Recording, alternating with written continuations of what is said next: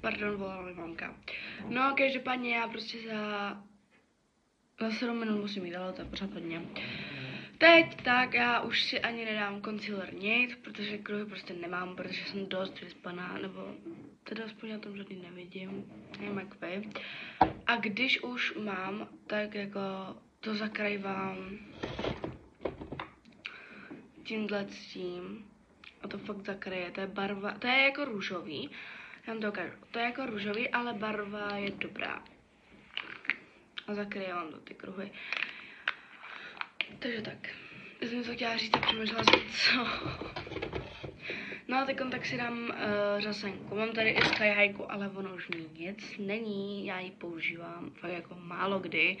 Takže máte blbý. No ale pak tak, ne ještě před tím. Tak použiju tenhle můj nový kartáček od Evelyn, kterým si jenom vyčešu obočí, protože já jsem ten starý vyhodila. Ten úplně hnusnej byl už. Takže asi tak. Jo, takže nějak to takhle vždycky zčešu. A to vypadá aspoň trošku upraveně. A ne jako halbala. Ono se to stejně rozdělá. Teď tak si dám řasenku tuhle. Mám ji v černé barvě. To dlouho jsem ji nepoužívala. To je, mně přijde, že to je napodobení na fuj, na Sky High.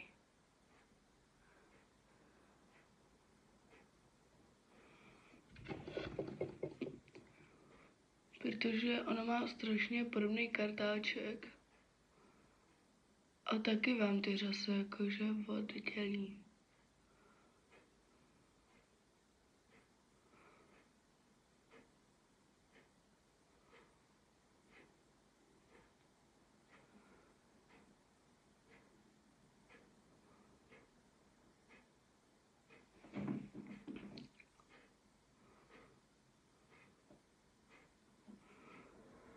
Tak.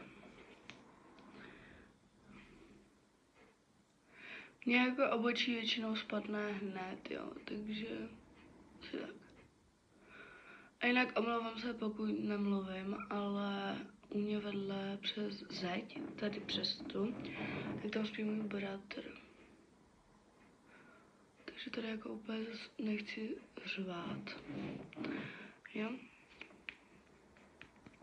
Takže tak. Já teď jsem natural make-up a to takové, že si dávám jenom řasenku většinou. Dělá moc pěkný řasy, bych pravdu řekla. No a potom, tak když jako fakt se nudím a mám ještě hodně času, tak používám šíglem. Ale to fakt dneska nemám. A nebo ještě používám tohle, to je taky tekutý. A je to moc pěkný. Ale dneska tolik času nemám, takže prostě na sebe naplácám ty pudrové produkty. A to jenom jeden, a konkrétně novej, který mám já, není to nějaká novinka. Už je tam dost dlouho a je to ten cute Diamond Haze highlighter od Catrice. Já jsem si ho koupila včera a on tady měl nějakou díru a já, kámo, byl tam poslední, tak jsem řekla jako, proč ne, jako si ho vzít.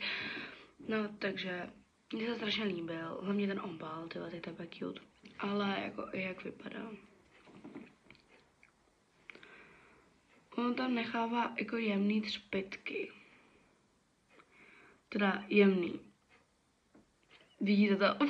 To je prostě milý. Jako takhle, mě se na léto, já na léto můžu používat oba dva rozesňovače, jak bílej, nebo jako, jak prostě bílej. Já nanáším to prstem. Jak bílej, tak i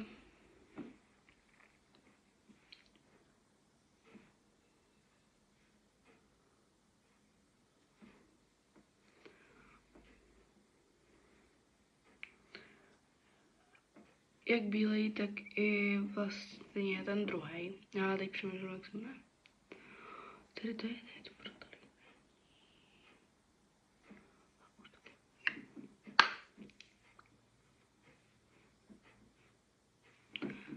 Takže se mi to strašně mega líbí.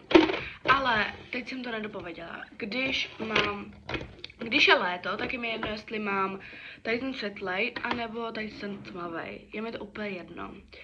Protože mně přijde, že oba dva mi sluší přes léto. Ale přes zimu mám radši ty světlejší, protože jsem vlastně světlejší.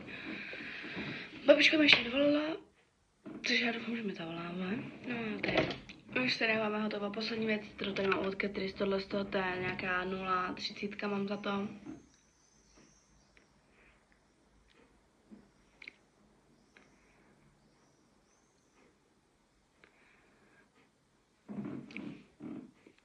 A je strašná podobná mý vinyl ince, kterou mám tady tu. Tak jo, já už musím jít, takže papa. Papa.